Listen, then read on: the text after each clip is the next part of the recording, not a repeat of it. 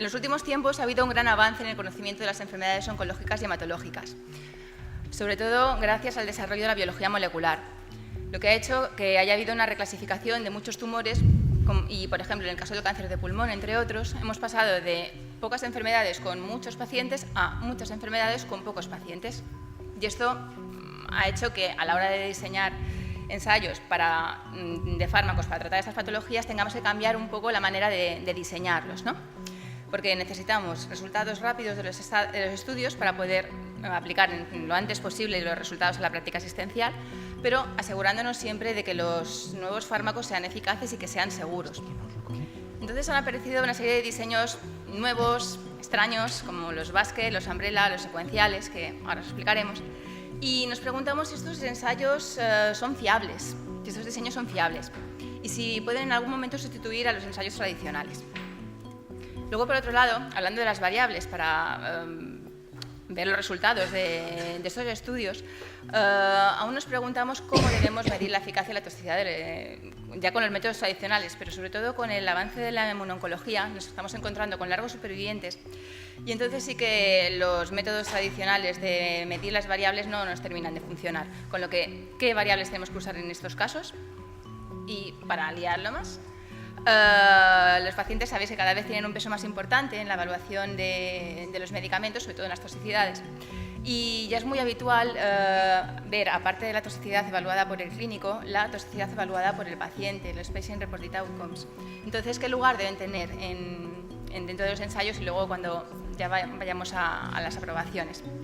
Entonces, ya con todo eso, ahora tenéis que ayudarme vosotros. ¿Creéis que nos podemos fiar de los resultados obtenidos con los nuevos diseños de ensayos clínicos en oncología? ¿Tenéis ya tarjetas para votar? ¿No? Bueno, los que creáis que sí, en azul, y los que creáis que no, en rojo. ¿Tenéis? Bueno, pues... ¿Ya? Bueno, creo que dejamos el tiempo. Me parece que la cosa está bastante repartida, ¿no? Bueno, pues entonces, si os parece, vamos a ver si nuestros aspirantes nos pueden ayudar a resolver nuestras dudas.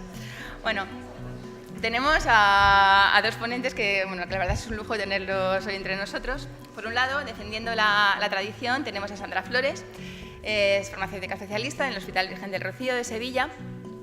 Trabaja en el área de oncomatología y es un miembro del grupo coordinador de Génesis desde hace 8 años y 9 años que lleva en el Comité Ético Asistencial de Andalucía. En sus palabras, es una apasionada de la evaluación de los medicamentos y de la ética en la investigación.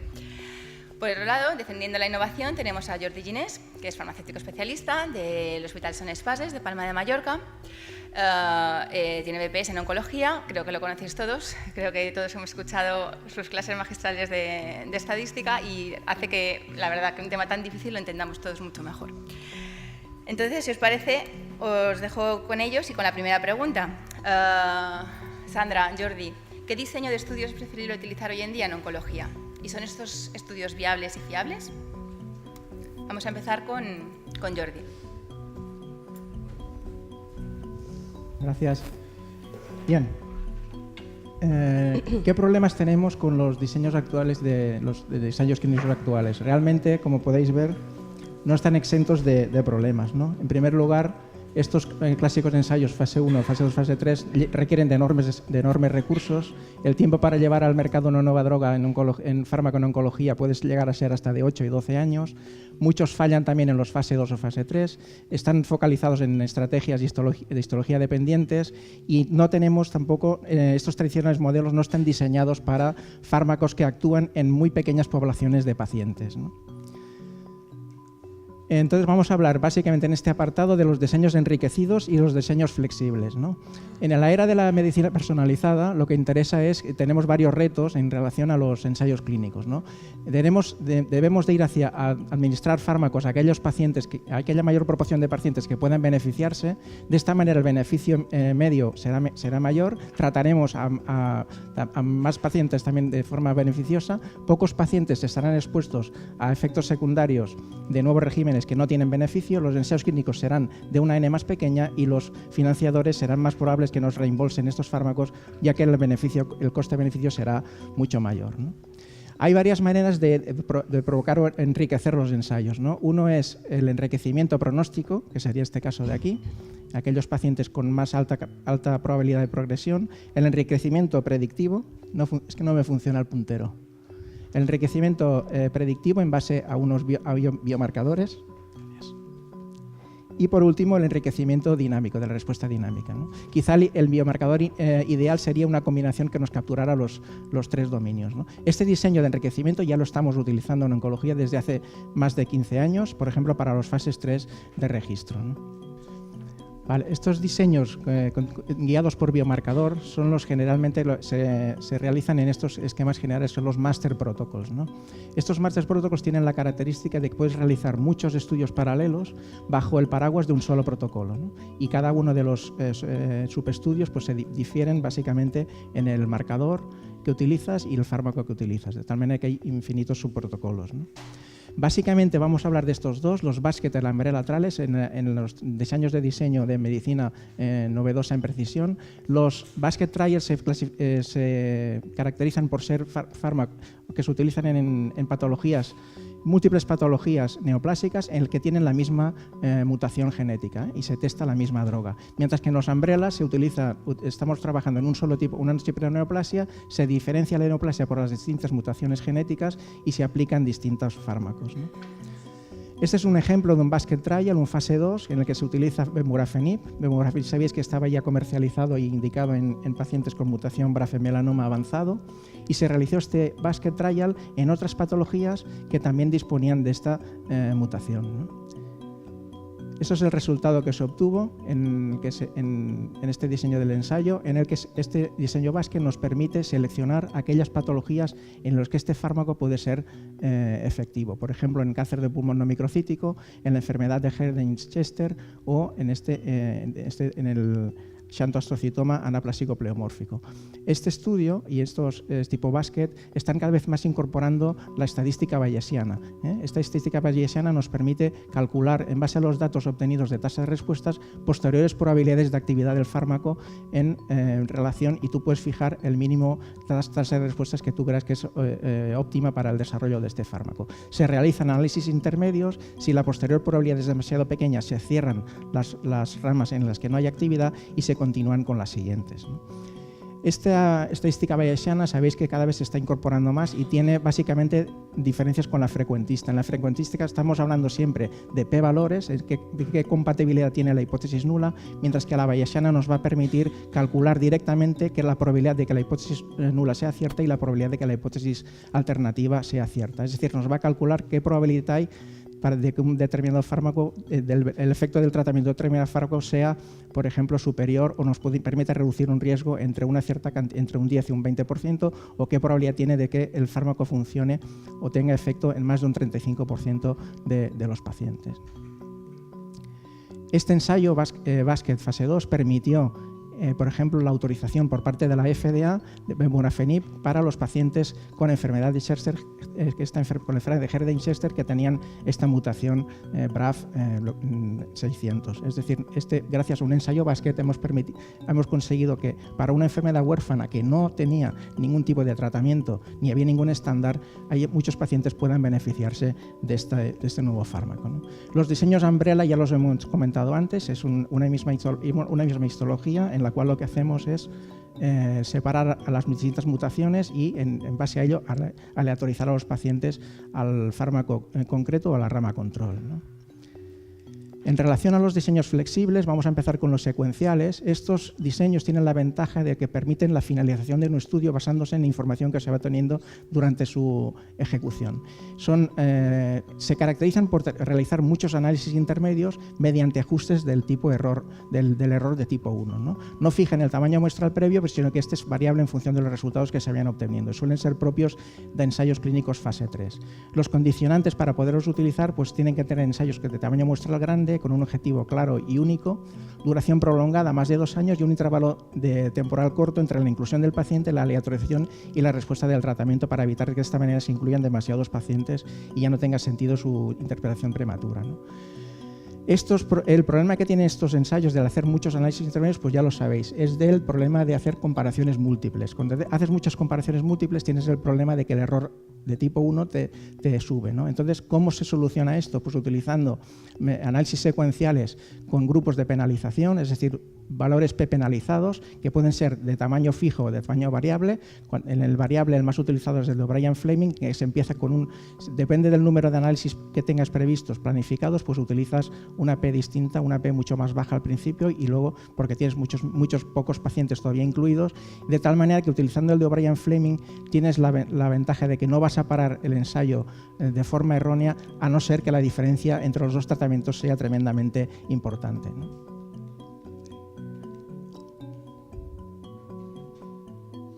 No pasa otra vez.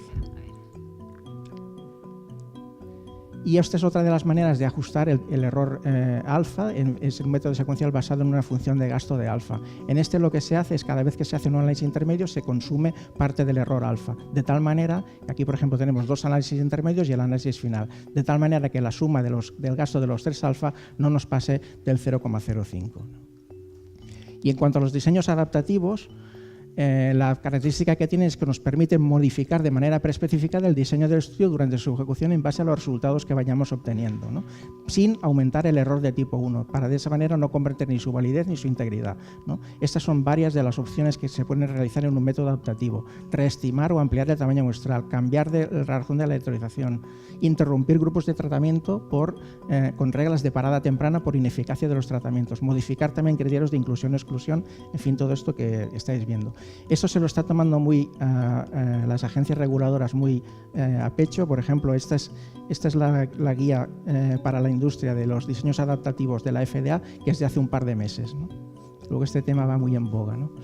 Ejemplos de ensayos adaptativos, pues por ejemplo los diseños con varios grupos y varias fases, ¿no? Los multi-arm multi-stage design lo que te permiten es tener un tratamiento de referencia y comparar varios tratamientos a la vez. Se hacen análisis intermedios provisionales que te permiten ir eliminando aquellos fármacos que son inefectivos o que no cumplen con las expectativas, ¿no? En el primer análisis que se realiza en este caso se considera que el tratamiento 9 no ofrece ningún beneficio. En el segundo análisis el 1 y el 4 también se eliminan y nos quedamos últimamente con el 3 y el 4. ¿Qué ventajas tienen este sistema de ensayos? Pues que utilizas muchos menos pacientes, se realizan varios ensayos a la vez, con lo cual reduces el trabajo regulatorio, se disminuye el número de solicitudes y de autorizaciones. Es un diseño muy flexible en el que se pueden descartar o añadir nuevos trabajos de tratamiento, y en general lo que haces es conseguir una reducción de costes. ¿Por qué obtienes menos pacientes? Porque solamente tienes un grupo de referencia, ¿no? Por tanto, no haces múltiples ensayos con múltiples grupos de referencia distintos, ¿no? Y este es el último que os pongo, que es el adaptativo más complejo, que es un diseño óptimo de ensayos fase 2 y 3. Se llaman también análisis de combinación y te permiten, se utilizan mucho en enfermedades raras, realizar la fase 2 y la fase 3 dentro del mismo ensayo. En este estudio se compara el tratamiento de referencia, que es el rojo, con otros 2 tratamientos, se hace un análisis intermedio de supervivencia libre de progresión, se elimina el fármaco menos activo y se continúa en la fase 3 con el de referencia y el que mejor resultados ha dado. Ventajas de este diseño, pues que nos disminuyen el sesgo, es decir, ambos pasos se realizan de forma independiente, sus resultados se combinan en el sesgo global, reducen el tiempo y la exposición de los pacientes, es decir, la fase 2 y la fase 3 se realizan en el contexto de un solo ensayo, tienen flexibilidad relativa, parten de un diseño exploratorio y se convierten sin solución de continuidad en un diseño confirmatorio, y permiten un uso eficaz de los recursos, ya que los pacientes de ambas fases nos contribuyen a la obtención de datos para los resultados globales. Para finalizar, ventajas de los nuevos diseños de ensayos clínicos en oncología: mayor eficiencia, uso eficaz de recursos, menor número de pacientes, nos abrevan el proceso de desarrollo de los fármacos y permiten que estos lleguen mucho antes a aquellos subgrupos de pacientes que puedan beneficiarse. Consideraciones éticas, ventajas en consideración, es decir, los tratamientos ineficaces los vamos a poder identificar en etapas más tempranas. Reducción de costes y un apartado muy importante, flexibilidad. Y esta flexibilidad hace que sean muy aceptados por todos los agentes implicados, tanto promotores, por industria, por clínicos, como por los pacientes. Y nada más, esto es todo. Muy bien. A ver si te funciona. Ahora parece que va. Vale. ¿Funciona? Bueno, ahora Sandra va a defender la parte tradicional. Bueno, pues muchas gracias, Jordi. Yo en los próximos 10-12 minutos, lo que me deje Margarita, me pareció súper interesante la ponencia de Jordi, pero a pesar de ello sigo pensando que los diseños tradicionales siguen jugando un papel importante, si no principal, en la evaluación de los nuevos medicamentos. Y a mí tampoco me pasa. Vale. Y antes de empezar a hablar de pros y contras de los posibles ensayos, yo creo que todos los que estamos en esta sala somos clínicos, muchos de nosotros, además clínicos, dedicados a la evaluación de medicamentos. Y creo que tenemos que tener claro, antes de empezar a debatir, nuestra misión como garantes de la salud de los pacientes. Y es, en primer lugar, proteger la salud de los pacientes, asegurando que los medicamentos que llegan al mercado y que posteriormente administraremos a los pacientes son seguros y efectivos. Y a la misma vez asegurar que en cuanto disponemos de esos medicamentos seguros y efectivos, podemos proporcionárselos a nuestros pacientes en el menor tiempo posible. Y nada. Gracias. Ante esta disyuntiva, seguro que parte de la sala pues se ha sentido. Yo preparando esta ponencia pensé que el director de esta película de los años 40 era farmacéutico de hospital, porque continuamente te sientes en el filo de la navaja. ¿Cuándo hay suficiente evidencia para incorporar un fármaco? Estoy retrasando mucho la incorporación de un fármaco que verdaderamente podría favorecer a mis pacientes. Bueno, ese es nuestro trabajo y aquí estamos para discutir cuál de los diseños posibles actualmente es el que mayor respuesta nos da a estas necesidades. No va. Mi parte, afortunadamente, no tengo que explicar que es un ensayo clínico tradicional. Lo lamento. Recordar muy brevemente que en los ensayos clínicos tradicionales, y aquí hay un apéndice, pero también en los nuevos diseños, en los nuevos ensayos clínicos, tenemos que seguir recordando la importancia de la aleatorización. Va a ser la única medida que me permita que los grupos que se estén comparando sean homogéneos en las características pronósticas conocidas o no conocidas y que, por tanto, el resultado de la intervención se deba en la mayor medida posible al tratamiento que estoy aplicando. La necesidad de tener grupos comparadores. Los nuevos diseños hemos visto que en muchas ocasiones no tienen este grupo comparador imprescindible para establecer la magnitud del beneficio, si es que este existe en un ensayo clínico. Porque además estas dos cuestiones son necesarias para posicionar el medicamento. Nosotros somos los especialistas del medicamento. El medicamento es eficaz, es seguro. ¿Dónde lo coloco? ¿Dónde lo pongo? Hay que posicionar. Y desde luego son imprescindibles para establecer el perfil de seguridad más adecuado de todos los nuevos fármacos. Dicho esto, ¿es necesario un cambio? Por supuesto que sí. La medicina avanza a una velocidad a la que tenemos que adaptarnos como clínicos responsables. ¿Son necesarios nuevos diseños para ello? Quizás no, quizás solo hace falta mejorar los diseños de los que ya disponemos. ¿Para qué? Pues como bien ha explicado Jordi, disminuir tiempo de desarrollo, disminución de costes, acceso precoz a medicamentos. Sí, gracias. Como repito, seguramente si pusiéramos otra vez las tarjetas, la mitad de la sala vería... Bueno, ya por curiosidad, ¿quién ve una cara de perfil y quién ve una cara de frente? ¿Quién ve una cara de perfil? Bueno. Vale. A ver, lo único que os quería mostrar es las cosas no siempre son lo que parecen. Y parece que los nuevos diseños vienen a soslayar todos los problemas que tenemos con los ensayos tradicionales. Creo que no es cierto. ¿Por qué? Hablábamos de las ventajas del ensayo VAC, que es atractivo. Si un fármaco funciona en una mutación, oye, pues todo tumor que tenga esa mutación, ¿por qué no probarlo? Pues porque el microambiente y la localización de un tumor afectan al perfil mutacional de este y hacen que las respuestas tumorales, Margarita, que las respuestas tumorales, le ha gustado, ¡ay! Muchísimas gracias. Sean diferentes en perfiles similares. ¿Y por qué? Pues porque está demostrado que a día de hoy la histología tumoral predice en mayor medida la respuesta que los biomarcadores o las mutaciones.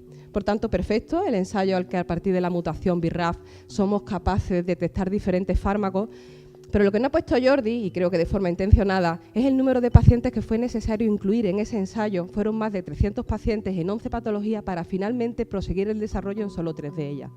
Como veremos ahora, todo tiene un costo de oportunidad en esta vida y pacientes que se han introducido en esos nuevos ensayos no han ido a otros ensayos en los que hubieran podido generar seguramente evidencia de mayor calidad para la toma de decisiones. Hablamos de que los ensayos VAC, la mutación no lo es todo en un tumor. ¿Y por qué no? Pues en la diapositiva podéis ver de forma, y esto es resumida, 3 de los inmunofenotipos que más pueden afectar en el desarrollo de un tumor o las dianas terapéuticas en el desarrollo de un tumor. Pensar que solamente atacando, a ver si además funciona el puntero, solamente atacando a alguno de estas moléculas o de estos moduladores vamos a conseguir cambiar la genética de todo el tumor, hombre, es atractivo, pero a día de hoy parece aún irreal. Y de hecho, sustituir un perfil clínico por un perfil mutacional simplifica incluso de forma arriesgada la complejidad que tiene un paciente oncológico. Respecto a los ensayos umbrella, es verdad, aportan mayor validez que los ensayos basket, entre otras cosas porque parten del tejido tumoral, que hemos dicho que predecía la respuesta a los fármacos mejor que las mutaciones. Pero el hecho de, a partir de un mismo tumor, tener que identificar diferentes mutaciones y tener que testar una combinación de fármacos hace que aumente, por supuesto, su validez interna, pero aquí veis el número de pacientes que sería necesario cribar para incorporar 200 de ellos a un ensayo clínico. Entonces, si queremos testar en 3 mutaciones, 3 fármacos, no más, 3 mutaciones y 3 fármacos, yo creo que todos tenemos en la cabeza que cualquiera de los tumores que manejamos en el día a día conocemos más de 3 mutaciones y testamos 3 fármacos, sería necesario testar a casi 10.000 individuos o 25.000, dependiendo entre 10 y 25.000 individuos para conseguir 200 que se pudieran incluir en ese ensayo. Esto no es factible a día de hoy. Estábamos diciendo que los nuevos ensayos queríamos que fueran ensayos que nos proporcionaran información con mayor rapidez, a menos coste, con menos pacientes. Este ensayo no nos soluciona ese tipo de problema. Tampoco se nos puede olvidar que en todos los ensayos que hemos ido hablando partimos de la base de que identificamos biomarcadores. Bueno, hasta hace 1 año y medio que tuvimos el ensayo de las distintas técnicas de los anti-PDL1, incluso surgía la duda si con las diferentes técnicas los fármacos que se podían dar de las distintas casas comerciales eran intercambiables. Es decir, es necesario la validación de los biomarcadores de forma simultánea a los fármacos. Una vez más, esto no simplifica, esto no aligera, esto no disminuye coste en los nuevos diseños de los ensayos clínicos. En general, los nuevos diseños tienen mayor sesgo que los diseños tradicionales. En muchas ocasiones no existe brazo control, con lo cual dificultad o imposibilidad inclusive para distinguir entre factor predictivo y factor pronóstico. Los múltiples análisis independientes necesarios incrementan la tasa de falsos positivos respecto a los fases 2 convencionales y en general ya lo hemos podido comprobar. El análisis estadístico de estos nuevos diseños es bastante complejo y en muchas ocasiones hay que recurrir a técnicas estadísticas y modelaje que no siempre están al alcance de todos nosotros. Lo que hablábamos antes, todo tiene además un coste de oportunidad. Si vas a un ensayo de este tipo, que en muchas ocasiones no tienen potencia para demostrar objetivos consistentes y fiables en cuanto a eficacia y seguridad de los nuevos medicamentos, estamos dejando pasar la oportunidad de que ese paciente, en ocasiones con un tumor raro, una mutación rara, no se incluya en un ensayo tradicional, que con todas sus pegas lo que sí sabemos es la fiabilidad y cómo medir los posibles sesgos que pueda incorporar. Por tanto, tras analizar todos estos aspectos, algunas reflexiones que a mí me surgieron respecto a los nuevos diseños innovadores, los tradicionales, es que ningún diseño innovador está dando respuesta o es capaz de dar respuesta a todos los problemas que tenemos con los diseños tradicionales, que los diseños innovadores lo que sí es verdad es que todos incluyen nuevas limitaciones, algunas conocidas y otras que aún no podemos conocer, que todo ello hace que exista una enorme dificultad para establecer el perfil de eficacia y seguridad de un nuevo medicamento, que sería necesario validar los biomarcadores y los medicamentos de forma simultánea en el mismo ensayo, que existe una enorme dificultad, y perdón por la falta de ortografía, del análisis estadístico, y que desde luego la complejidad del cáncer es tan elevada que lamentablemente las simplificaciones pueden ser muy arriesgadas. Y con esto termina mi ponencia. Muchas gracias.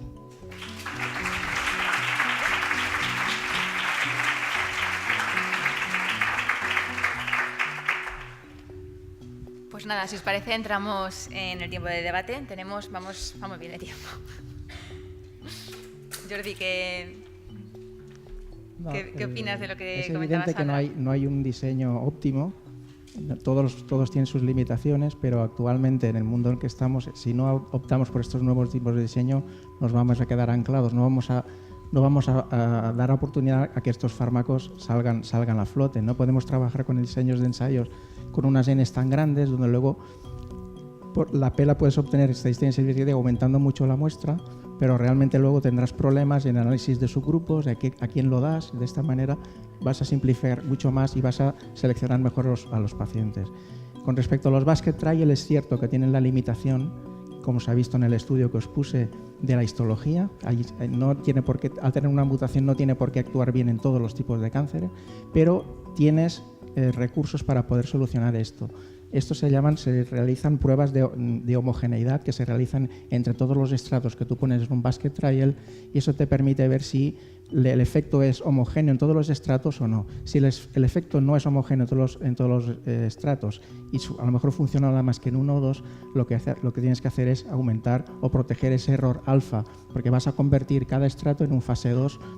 El básquet también puede ser aleatorizado o no. Puedes tener de un brazo, pero también los puedes tener de dos. Si haces múltiples comparaciones y en unos funciona y en otros no, vas a tener riesgo de incrementar el error alfa. Eso se corrige, por tanto, con correcciones de error alfa. ¿Que funciona bien en todos los estratos y te da de homogeneidad? Pues haces un ensayo agregado fundiendo todos los pacientes en la misma muestra y utilizas solamente un test estadístico, ¿no? Yo solamente tengo que retrotraerme a la primera diapositiva. Si buscamos nuevos ensayos, estábamos buscando simplificar lo máximo posible, tener acceso de una manera rápida y precoz a esos fármacos que son eficaces. Todo este desarrollo que nos acabas de explicar perfectamente, la verdad es que nos facilita, desde luego, ese acortamiento de paso. ¿Por qué no trabajar en la mejora de los ensayos clínicos tradicionales? A lo mejor los ensayos clínicos tradicionales tienen tamaños muestrales tan grandes como los que vemos en ocasiones, porque es que la diferencia que queremos estimar es demasiado pequeña. Seamos más ambiciosos, porque además lo clínicamente relevante, lo que nos interesa es que entre los grupos haya suficiente diferencia. Cuando las diferencias son muy grandes, los tamaños muestrales se disminuyen mucho. Es decir, yo creo que podríamos trabajar mucho más... Precisamente es lo que buscamos. Claro, pero ¿por qué utilizar no tamaños hacerlo? muestrales ¿Por qué no lo más hacemos pequeños en aquellos en los que haya mayor probabilidad de respuesta? Claro, pero ¿por qué Eso no es lo lo que hacemos con un diseño tradicional, en el que todos manejamos el diseño estadístico, en el que no Pues hay que hacer porque a modelaje? veces el problema que tienes es que muchas veces no tienes N suficiente.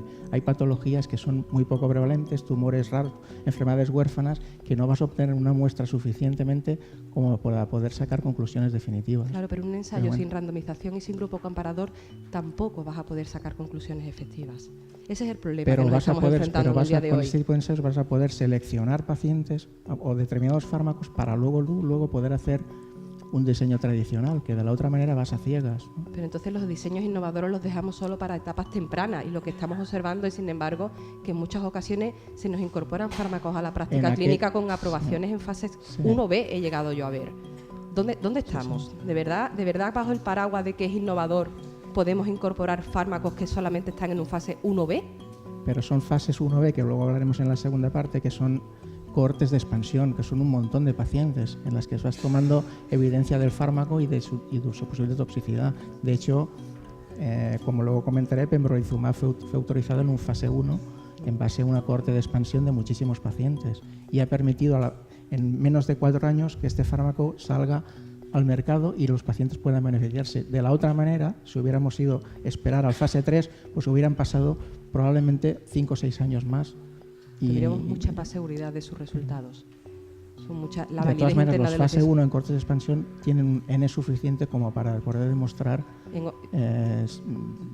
ver posibles toxicidades de Las los revisiones fármacos, indican ¿no? que habitualmente nos quedamos cortos de potencia y no somos capaces de alcanzar significaciones por falta de tamaño muestral. Pero luego lo puedes hacer una aprobación acelerada y luego hacer un fase 3 que te confirme los resultados. Jordi, ¿cuántas aprobaciones condicionales has visto que se rebatan en la práctica clínica?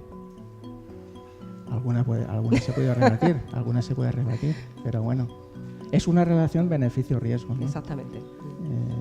Si te quedas muy corto por una parte, pierdes por otra, y es buscar el equilibrio, ¿no? Y tener reglas rápidas de interrupción para echar para atrás cualquier problema que pueda suceder, ¿no?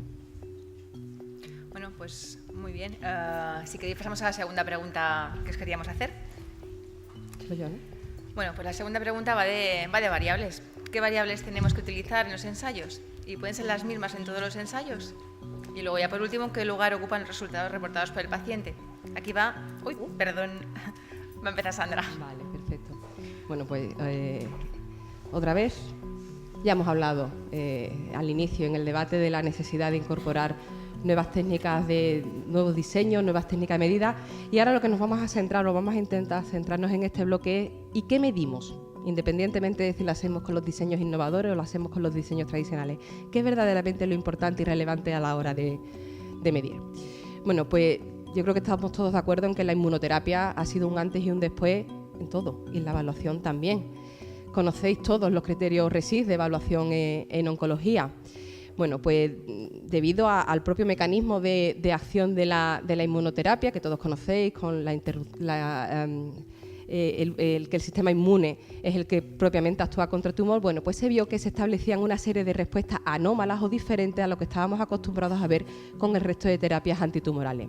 Y lo que se observó es que los criterios RESIS, los criterios tradicionales, los que llevamos décadas utilizando, no eran capaces de captar en la totalidad el beneficio que la inmunoterapia podría estar causando en los pacientes.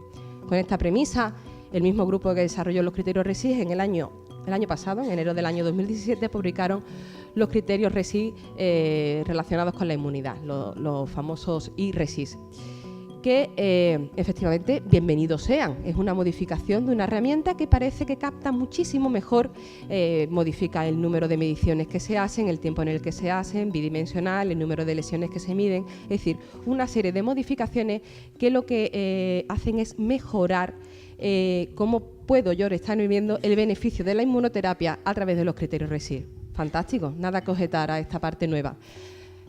Pero sin olvidar que se llamen iRESIS, se llamen RESIS o le pongan una P delante, los RESIS lo que están midiendo es lo de siempre, es la tasa de respuesta. Y la tasa de respuesta hace 20 o 30 años que sabemos que no es una variable idónea para medir en los ensayos clínicos. ¿Por qué? Porque está sujeta a numerosas limitaciones. A pesar de ello, y como veis ahí, esto es entre el año 2003 y 2005, fue la variable más utilizada por los ensayos clínicos pivotales en el área de oncología. Como digo esto, a pesar de que se sabe que es una variable subjetiva, como todos sabéis, se basa en medir el tamaño de las lesiones y cómo o cuánto incrementa ese tamaño y por tanto sujeto al sesgo del propio evaluador. De hecho, ningún ensayo clínico que tenga la tasa de respuesta como variable principal ni como secundaria debería ser abierto y no ciego bajo ningún concepto. Es muy escasa, dudosa o casi nula la validez como variable subrogada. Para que una variable sea verdaderamente subrogada tiene que estar directamente relacionada con una variable dura, con una variable lineal, que en oncología suele ser la supervivencia global, y en este caso no lo está. No se ha podido demostrar en ningún caso, en ningún tipo de tumor o estadio, que exista una correlación entre la tasa de respuesta y esa mejora de la supervivencia global o de la calidad de vida. Hay una elevada variabilidad entre los resultados de los ensayos clínicos fase 2 y fase 3. Esto que ven en la diapositiva no es algo extraordinario, es habitual. El propio diseño de los fase 2 hace que cuando nos encontramos en un fase 2 las diferencias en las tasas de respuesta sean estadísticamente significativas y esos mismos grupos, cuando se evalúan en el grupo 3, se diluya la diferencia entre los grupos y no seamos capaces de localizar no seamos capaces de observar esa diferencia entre los grupos. Y en cualquier caso es una medición puntual del tamaño de X lesiones, es decir, no nos va a indicar duración ni calidad de la respuesta. Por tanto, estamos ante una variable subjetiva, de dudosa validez y que se mida con la herramienta RESIS, se mida con la herramienta iRESIS. Por favor, no nos dejemos engañar. Estamos observando cómo vuelve a la palestra los ensayos clínicos cuya variable principal es la tasa de respuesta bajo el paraguas de que esta vez se miden con los criterios iRESIS. Medida como se mida, las limitaciones siguen siendo las mismas. ¿Y esto lo digo yo? Bueno, lo digo yo y también lo dice, por ejemplo, la ESMO, que en enero de este año publicó un artículo, estas son las diapositivas resumen, bastante interesante sobre cuáles deberían de ser los endpoints finales en los ensayos clínicos fase 3, porque ESMO indica que idealmente deberían de ser fase 3 los ensayos que nos llevaran a la aprobación y la incorporación de nuestros fármacos en la práctica clínica. ¿Y qué dice ESMO? Pues ESMO dice que el objetivo de estos fase 3, de algún modo, lo que tienen que reflejar es el beneficio del tratamiento en un paciente y que esencialmente esto se realiza de dos modos, o vives más o vives mejor. Ya está. Y todo lo demás le interesa poco al paciente. Por tanto, ¿cuáles deben de ser nuestros objetivos a la hora de incorporar un nuevo fármaco? Que haya podido demostrar mejoras en la supervivencia o en la calidad de vida.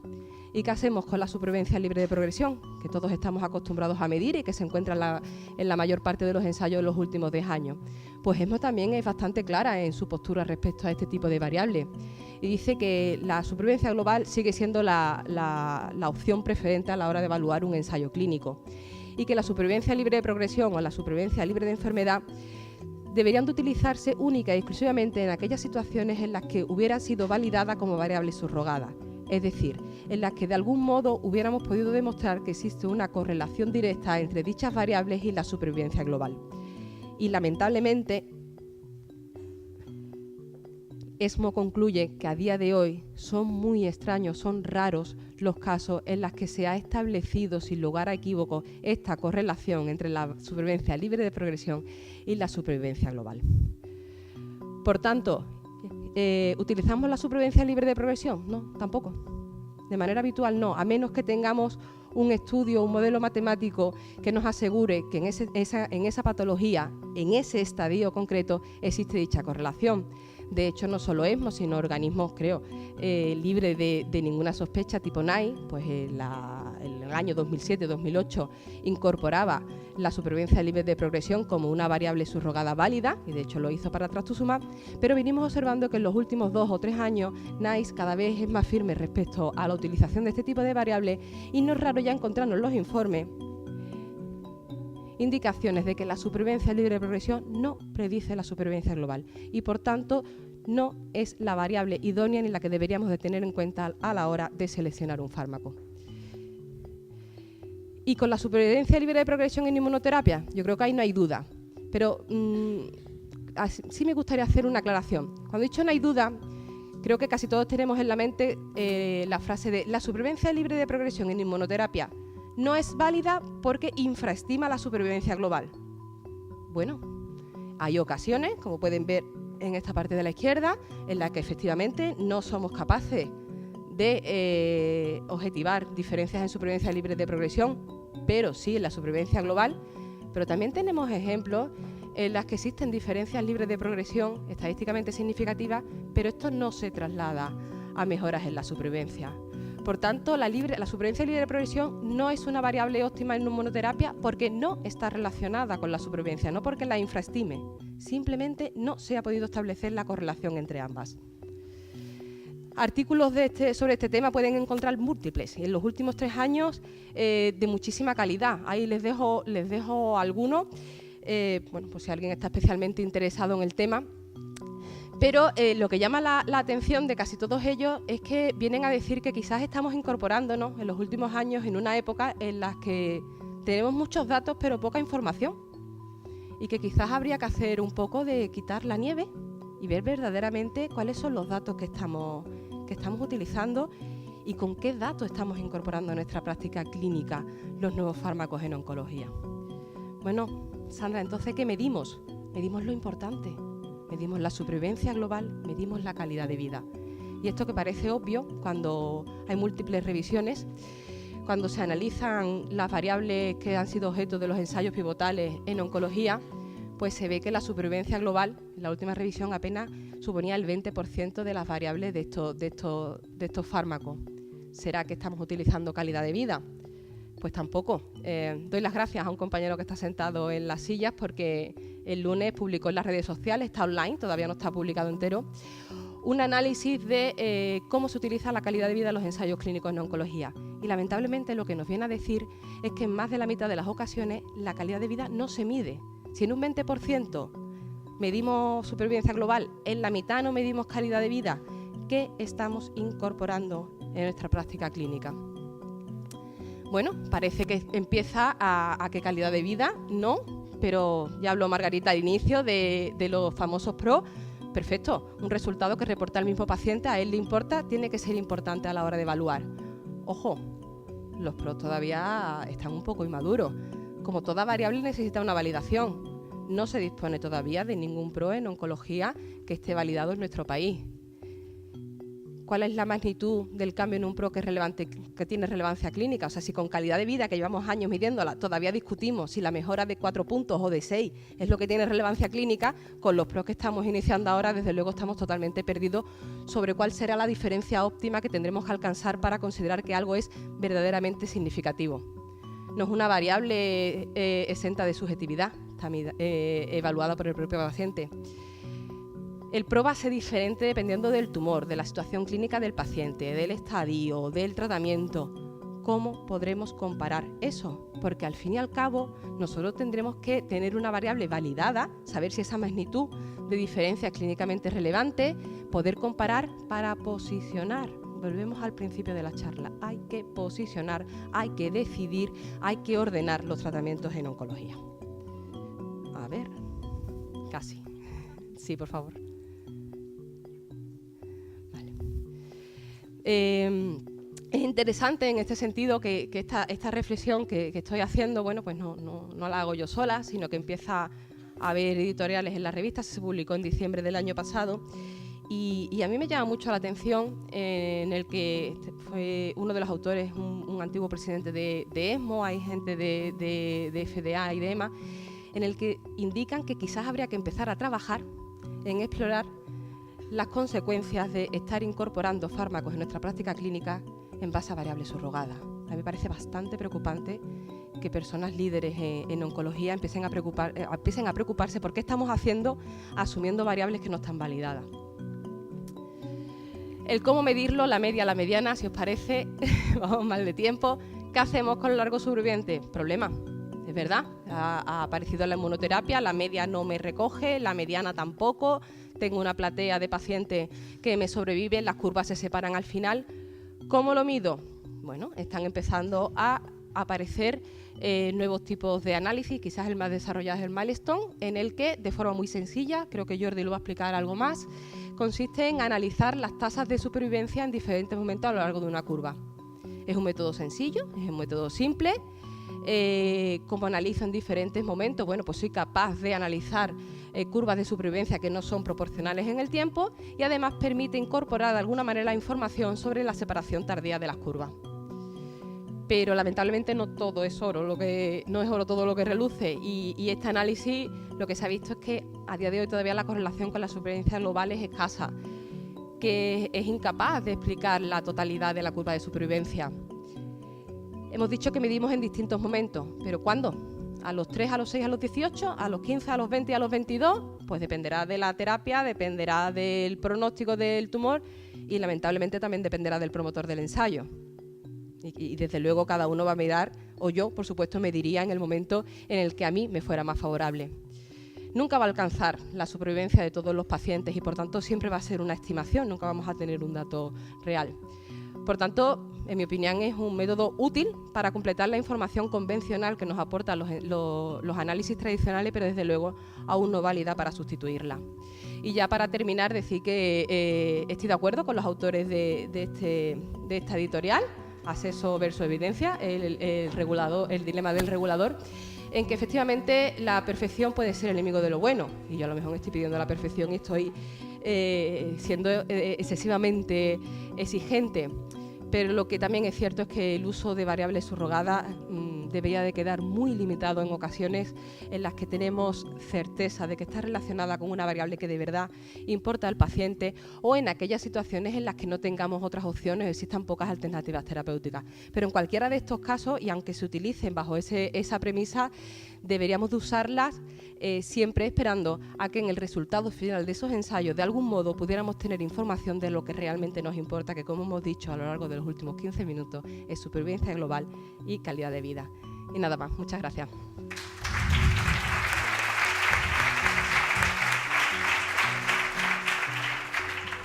Jordi.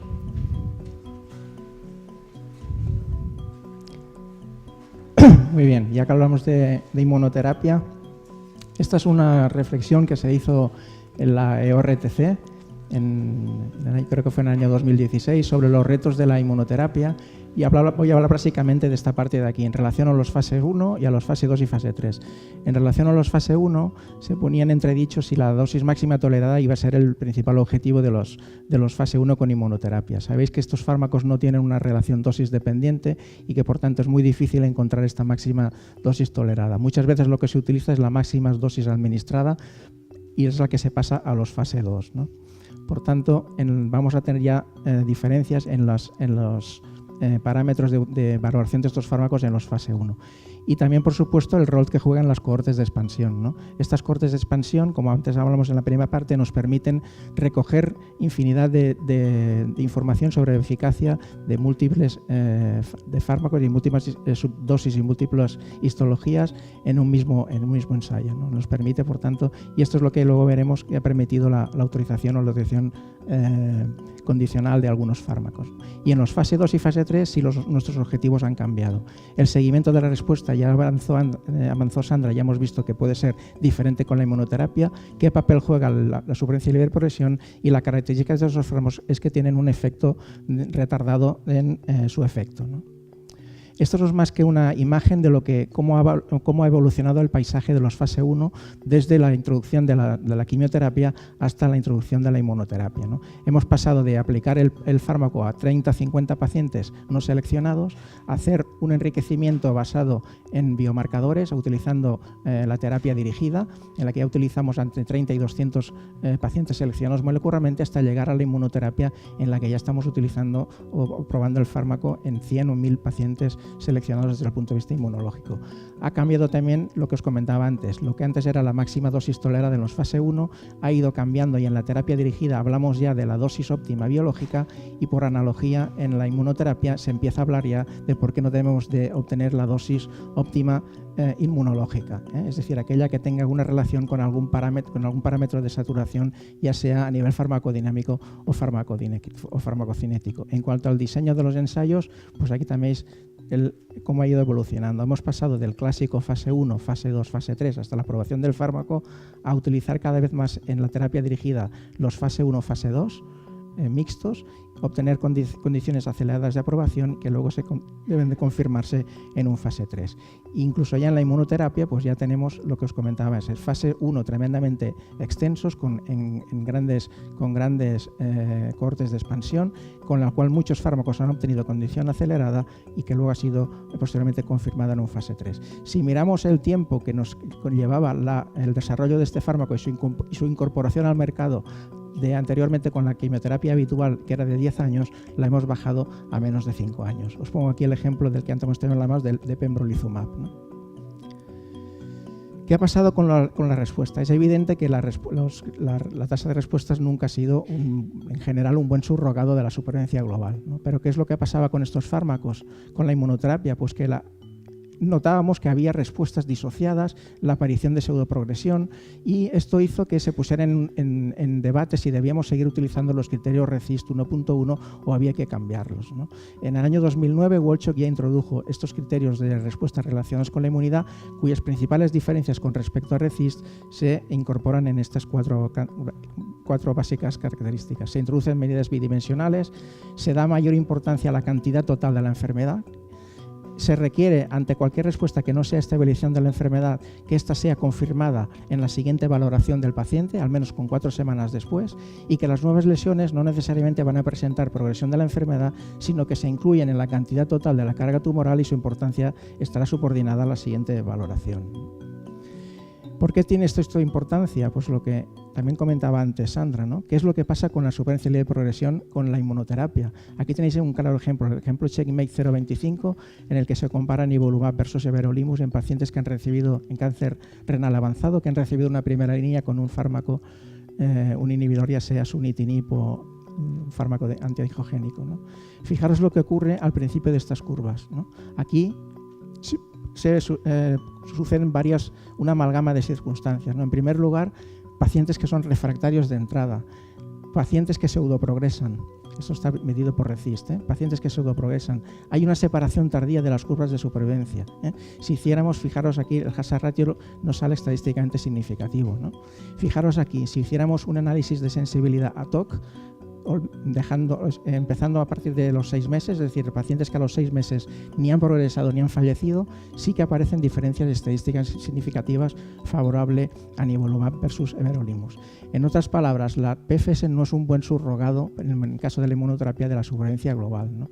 Endpoints como la supervivencia libre de progresión pueden en este caso infraestimar la actividad de estos nuevos fármacos que tengan estas características que nos pueden provocar estabilizaciones de la enfermedad prolongadas o respuestas no convencionales a las que estamos acostumbrados. Sin embargo, este mismo estudio, si nos vamos a la variable de supervivencia global, nos demuestra claramente una diferencia estadística significativa con un incremento de la mediana de 5 meses favorable a nivolumab versus everolimus, ¿no?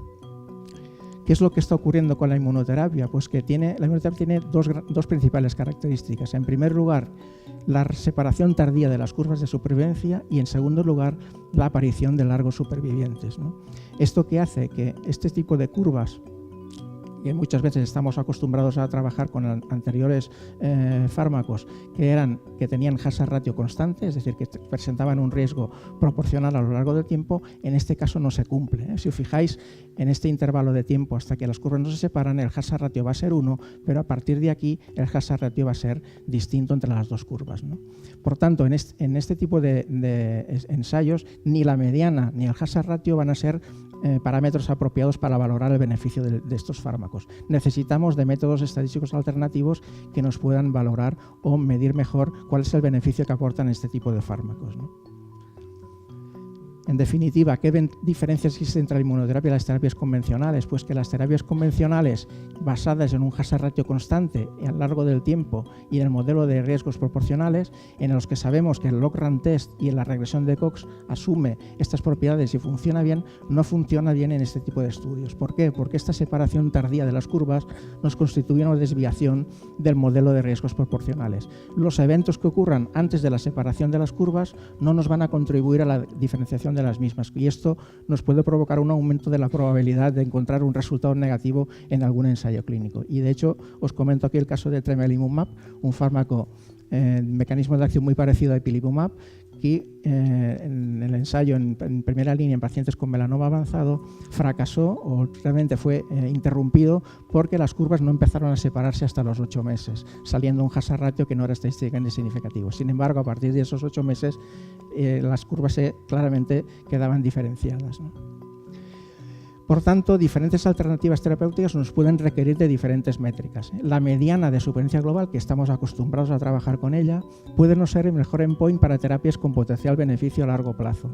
Sabéis que la mediana no es más que aquel instante desde el inicio del tratamiento en que el 50% de los pacientes siguen todavía vivos. Sin embargo, puede ser insuficiente para tratamientos que ofrezcan beneficio a largo plazo. ¿Por qué?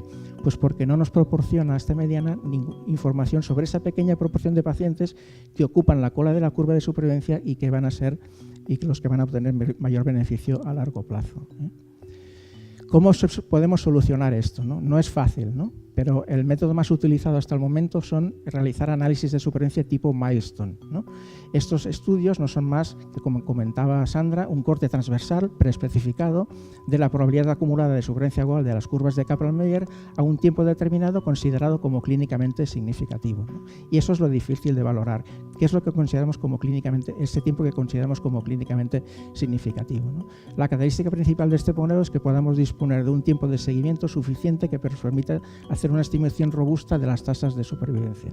Están basados en los modelos de tasas de curación y la evaluación del estudio incluye un subgrupo distinto de pacientes que son curados, entre comillas, y están representados por esa cola de la curva de Kaplan-Meier, ¿no? Ya se ha parado. Esto no es más, ¿no? En un estudio de inmunoterapia de este estilo, este es el estudio de ipilimumab más dacarbacina versus placebo más dacarbacina, La mediana poco nos informa aquí del beneficio que pueda tener este fármaco. Quizá en estos casos es mejor fijarse en la probabilidad acumulada, por ejemplo, a 5 años, que es el doble para la combinación que incluye inmunoterapia con respecto a la que incluye placebo, ¿no? Por tanto, para terapias con su posibilidad de beneficios a largo plazo en un subgrupo de pacientes y en una población tan heterogénea como la que hay aquí, quizá estos resultados milestone nos son mucho más informativos y nos dan una idea mucho mejor del beneficio que nos puede aportar el fármaco, ¿no? ¿Puedes pasar? Otra de las opciones que tenemos es utilizar lo que se llama la media restringida. La media restringida, sabéis que no es más que utilizar la diferencia del área bajo la curva entre las dos curvas de los grupos control y experimental del estudio, ¿no? En este caso, fijaros, es el estudio de ipilimumab en fármacos con melanoma avanzado que ya habían recibido una terapia previa. La mediana en este estudio son 3,7 meses. Y si calculamos esta media restringida basada en este área bajo la curva a 48 meses de seguimiento, la media es de 6,1 meses. Pues hay realmente bastante desfase entre lo que es la mediana de lo que es la media. ¿Qué problemas tiene la media restringida? No es muy utilizada en el campo de la inmunoncología porque en la inmunoncología, más que tener un beneficio más o menos modesto en una población total de pacientes, lo que tenemos es un beneficio significativo en una población muy corta de pacientes, muy escasa de pacientes, ¿no? Pero bueno, es otra de las posibilidades a tener en cuenta, ¿no? Siguiente. Y en cuanto a los endpoints subrogados, pues sí, fijaros lo que nos está pasando últimamente, sobre todo cuando se utiliza inmunoterapia en primera línea, que nos cuesta mucho encontrar la mediana y estamos acostumbrados a trabajar con diferencias de medianas. Pero ¿qué es lo que pasa? Que el tratamiento, como veis, en muchas de las ocasiones la alcanzamos en el grupo control, pero no la alcanzamos en el grupo experimental, ¿no? Por tanto, una de las propuestas que proponen algunos autores es utilizar la probabilidad acumulada de experiencia global a un año porque puede ser más útil y nos puede ahorrar mucho más tiempo, sobre todo cuando esta mediana de experiencia global sea muy improbable de encontrar con un seguimiento a corto o medio plazo, ¿no? Esta es una... decía antes Sandra que no había estudios validados de esto. Este es un estudio que he encontrado en el que realmente sí que se valida. Es un metaanálisis que se hizo en pacientes con melanoma del año 2006 por Fausto Petrelli y en el que se analiza la correlación que hay entre la probabilidad acumulada a 1 y 2 años de supervivencia global con la mediana de supervivencia global y con el logaritmo del hazard ratio, ¿no? Pues bien, en este estudio encuentran una excelente correlación entre este parámetro y los parámetros habituales a los que estamos acostumbrados a trabajar. Evidentemente, este tiene sus limitaciones, está, como os comentaba, limitado, es un estudio limitado a melanoma, no sabemos lo que puede pasar en otro tipo de tumores, pero bueno, es una medida a tener en cuenta y una medida que realmente atractiva para el futuro diseño de ensayos clínicos. Es fácil de obtener, es muy fácil de obtener la probabilidad acumulada a un año, es fácil de capturar y nos puede revertir las dificultades técnicas que hemos visto al evaluar la tasa de respuestas y la supervivencia y progresión en imágenes radiológicas de pacientes tratados con inmunoterapia. Y como os comentaba anteriormente, esta probabilidad acumulada puede ser más útil y ahorraros tiempo cuando esta mediana de supervivencia global vaya a ser improbable de alcanzar con un seguimiento temprano, ¿no? Esto no es más que, creo que es la misma que presentó Sandra, esos metaanálisis de ensayos clínicos en cáncer de pulmón no microcítico entre inmunoterapia y no inmunoterapia. Aquí tenéis el resumen de todos los ensayos clínicos que incluyen atezolizumab, pembrolizumab, 2 estudios de atezolizumab, 2 de pembrolizumab y 2 de nivolumab, ¿no? ¿Dónde hay que colocarse para añadir? Ese es el dilema, ¿no? ¿Dónde hay que colocarse? Pues realmente, como podéis ver, aquí las curvas se empiezan a estabilizar a partir del año, es decir, la diferencia, estas curvas empiezan a ser la misma, ¿no? ¿Dónde hay que hacer este corte o este análisis milestone? Pues realmente habría que hacerlo ni muy pronto en la curva ni muy tarde. Si lo haces muy pronto tienes muchos datos censurados y si lo haces muy tarde tienes el problema de estos grandes escalones que te provoca solamente lo que puede provocar 1 o 2 pacientes, ¿no? Por tanto, según POCOP, él apuesta por realizar estos análisis milestone cuando al menos te queden entre un 10 y un 20% de los pacientes en riesgo, ¿eh? Y esto se mide por estos números que tenemos aquí, ¿no? Siguiente. ya pasando a lo que serán los PROs, bueno, todos sabéis lo que son. Esta es la definición de la FDA de un PRO. Ese es cualquier informe del estado de salud de un paciente que proviene directamente del mismo, sin interpretación de la respuesta del paciente por parte de un médico o cualquier otra persona. Y es evidente que cada vez se hace más necesario integrar la información derivada de los ensayos clínicos sobre las intervenciones de eficacia y seguridad con aquella que nos proporcionan los pacientes con sus opiniones, ¿no? Este es un estudio que publica de ASCO, del Educational Book de ASCO del 2004, en el que se demuestra la incidencia acumulada, se compara la incidencia acumulada de síntomas reportados por el clínico versus los reportados por el paciente en consultas sucesivas de 850 pacientes con cáncer avanzado. Como veis, para cualquiera de los efectos secundarios, siempre el médico infravalora mucho más, infranotifica menos los efectos que el propio paciente, ¿no?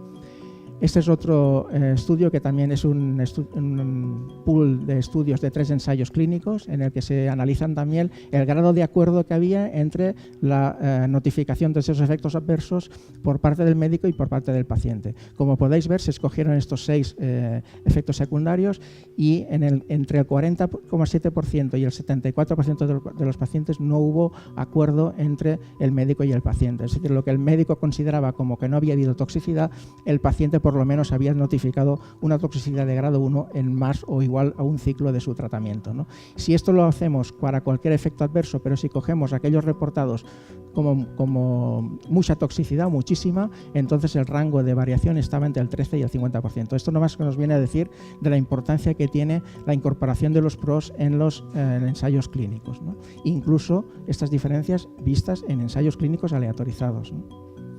Por tanto, otra de las limitaciones del Common Terminology Criteria de efectos adversos desde el punto de vista del paciente es que muchas veces las toxicidades de bajo grado, las 1 o 2, no se consideran graves, pero sí que pueden afectar gravemente la calidad de vida del paciente y su impacto sobre la misma no va a ser capturada de forma óptima por el sistema CTACC. Muchas veces la toxicidad se presenta de forma incompleta, resumida y sin especificar.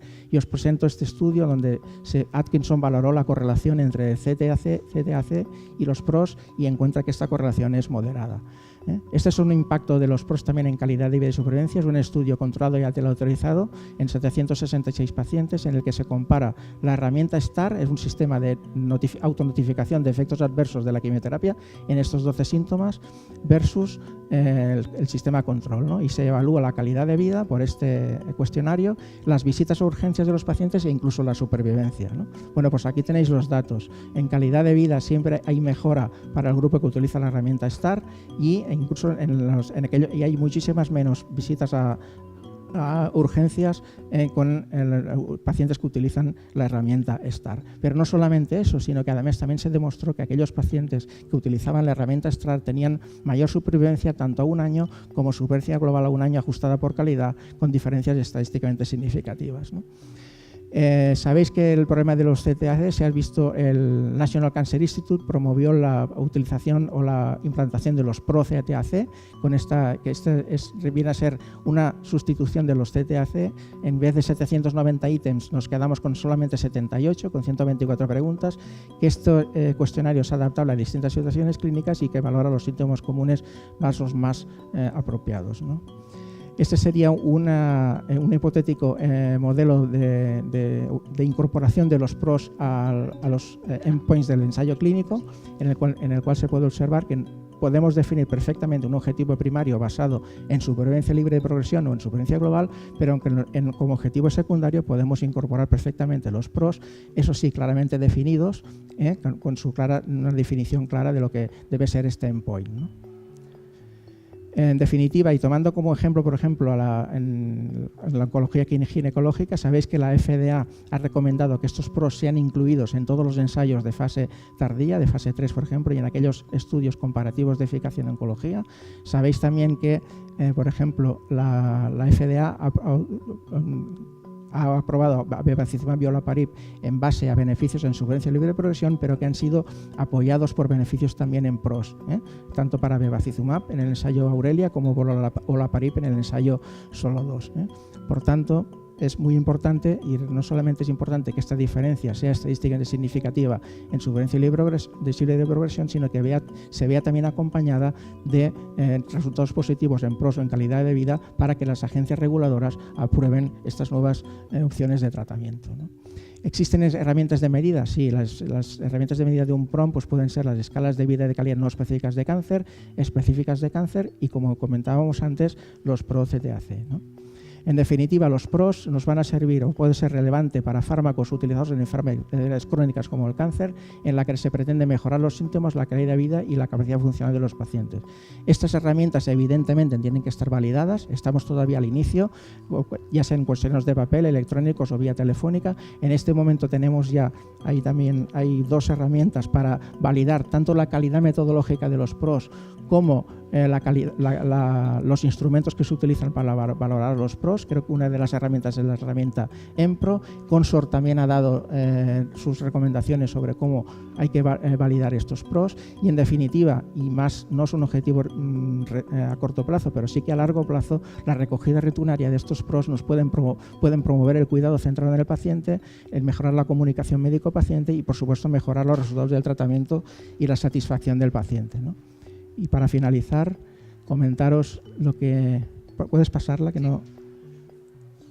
Esto conocéis, el ASCO Value Framework Update. Esta es una actualización del año 2016 en la que esta escala nos permite medir pues, cuál es el valor de cada nuevo tratamiento oncológico que sale al mercado, en el que se hace especial valoración de su beneficio clínico, de la toxicidad, del coste y del beneficio neto en salud, pero que incorpora ya un tercer escalón en el que da puntos de bonus para aquellos que nos den ensayos que nos den datos sobre las colas de las curvas de supervivencia, si se reportan síntomas de mejora relacionados con el cáncer, si se reportan datos sobre la calidad de vida e incluso si se reportan datos sobre el intervalo libre de tratamiento. Y en el mismo artículo ellos están de acuerdo en que la ausencia de PROS es una importante deficiencia en esta escala y esperan que con el paso del tiempo se incorporen cada vez más a los ensayos clínicos de autorización, ¿no? Nada más. Eso.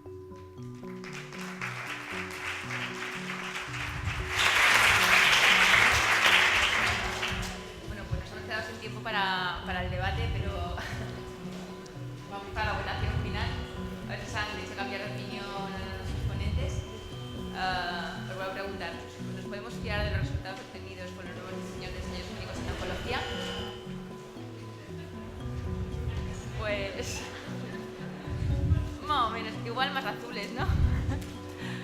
Bueno, pues nada, muchas gracias y creo que los dos nos merecéis